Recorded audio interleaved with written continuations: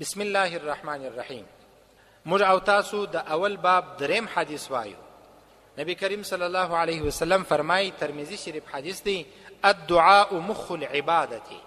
دعا د عبادت مغز دی. دعا د عبادت مغز دی. څنګه؟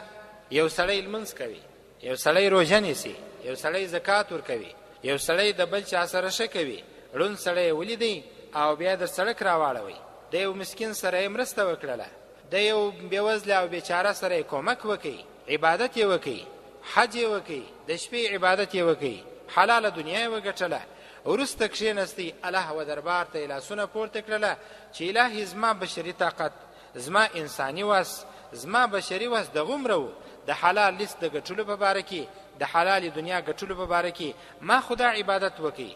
د خپل میرمن لپاره می ګوله وګټل حلاله، د خپل بچانو لپاره می ډوډۍ وګټل حلاله، د خپل ځان د اوسایي لپاره می ډوډۍ وګټل حلاله، رزق می حلال لاسته راوړي. د دې لپاره الهي چې ستا عبادت به وکړم، دایم عبادت ته حاضر سولم، لمونځ می په جماعت وکړي، د شپې راپورته سولم، 2 رکعاته می تهجد وکړي، لمونځ می وکړي، بل عبادت می وکړي، لاسونه می الهي تا ته پورته کړله، د زما عبادت په خپل دربار کې راڅخه قبول کړي. الهي په دغه عبادت زما مخ مه راتورئ، الهي په دغه عبادت زما مخ د 14 سپوږمۍ په شان باندې روښانه او رڼاداره کې. الهي دا ستا له طرفه چې ماته د عبادت توفیق راکول سو، دا ستا مطلق احسان دی، مطلق کرم دی. زه اوس دعا کوم الهي چې دا زما دغه عبادت ستا په دربار کې قبول کړه. نو نبی کریم صلی الله علیه وسلم فرمایي، الدعاء، دعا مخ مغز دی العبادت، د عبادت. دا څونه ښه خبره ده که تاسو سبا دغه حدیث په عربي په یاد کړئ، الدعاء مخ العبادت، او که چا نسوی په یادولی عربي الفاظ، پښتو دې په یاد کړي چې نبی کریم صلی الله علیه وسلم فرمایي دعا د عبادت مغز دی. بس څو الفاظ دي؟ 4. دعا د عبادت مغز دی. دا حدیث دې در سره په یاد وساتئ. څومره ښه خبره ده که سړی 40 حدیثونه په یاد کړي، ډېر ښه ثواب دی. انشاءالله بل وخت درته وایم. نو موږ او تاسو به کوشش کوو 40 حدیثونه به ورسره په یادوو. یو بل حدیث شریف کې راځي زما ورونو، نبی کریم صلی الله علیه وسلم فرمایي، وای الله فرمایي چې ما ته حیا درېږي چې کله بنده دعا کوي او زه د ده لاسونه خالي لاس ور رد کړم. الله وای ما ته حیا درېږي د بنده څخه چې ما ته یې لاسونه پورته کړي، دعا کوي او زه د ده لاسونه صفر او خالي لاس ور رد کړم. دعا کول زما ورونو د الله رب العزت په الله رب العزت باندې خپل عبادت منل دي. دعا کوي او موږ او تاسو ته یقینا دعا را پاته ده.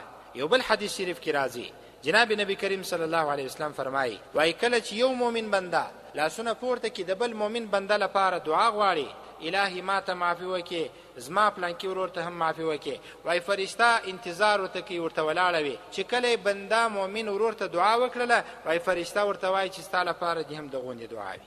اوس که د یو چا لپاره ته دعا وکړي چې الهي هدایت ته ورته وکړي، فرشته وایي ستا لپاره دې دغومره دعا وي. که تا وایي چې الهي پلانکي ته ښه دنیا ورکړي، فرشته تا ته هم دغه دعا کوي. نو چې کله موږ ته فرشتې دعا کوي، د بل مؤمن مسلمان ورور په باره کې موږ دعا وکړو، فرشتې بیا موږ ته کوي، نو د دعا څخه چاره نشته. او په آخریني وختو کې د فتنو څخه په ډکه زمانه کې د فتنو څخه علاج دا دی زما ورونو چې انسان دعا وکړي. او دعا څنګه باید وکړو؟ په بې باقي سره نه. یو حدیث شریف کې راځي، بل حدیث شریف کې جناب نبی کریم صلی الله علیه وسلم فرمایي، وای الله رب العزت د غافل زړه دعا نه قبلوي. د غافل زړه بس توجه نسته، لمونځ وسو، بس دا ځینې کسان چې پر تاړه باندې ناست دي او لاسونه داسې ونیسي، لاسونه داسې الهي ما وبخښي، زما مور پلار بخښي، بس په دې لمانځه باندې الله راضي کوي او په دغه دعا باندې خپل مور او پلار بخښي. نه والله که الله راضي کړي او نه والله که په دې دعا باندې خپل مور او پلار وبخښي. ځکه چې د غافل او بې خبر او بې پرواز له دعا الله رب العزت نه قبلوي. علما کرام فرمایي، وایي کله چې تاسو لمانځه ته راسئ، مسجد ته راسئ، د دې لپاره چې ستاسو توجه برابره سي، نو حدیثو کې دا راځي، وایي 2 رکعاته تحیت المسجد وکړئ، د مسجد 2 رکعاته لمونځ وکړئ. وایي په دې کې حکمت دا دی چې ستا توجه به د دنیا څخه راقطه سي، الله رب العزت ته به واوړي.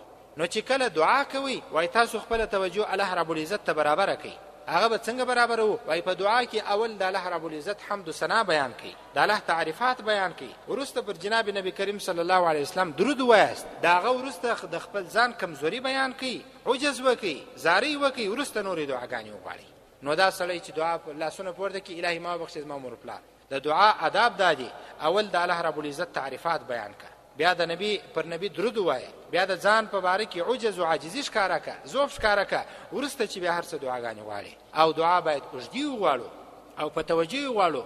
لاسونه چې پورته سي هیڅ بدعت نه دی. په دعا کې لاسونه پورته کول هیڅ بدعت نه دی، هیڅ د ګناه کار نه دی. لاسونه پورته کوي، عاجزي وکړي، موږ ته دعاګانې کوي، تاسو ته به موږ دعاګانې کوو. الله رب العزت کې د عمل کولو توفیق. ربنا ظلمنا انفسنا وان لم تغفر لنا وترحمنا لنكونن من الخاسرين.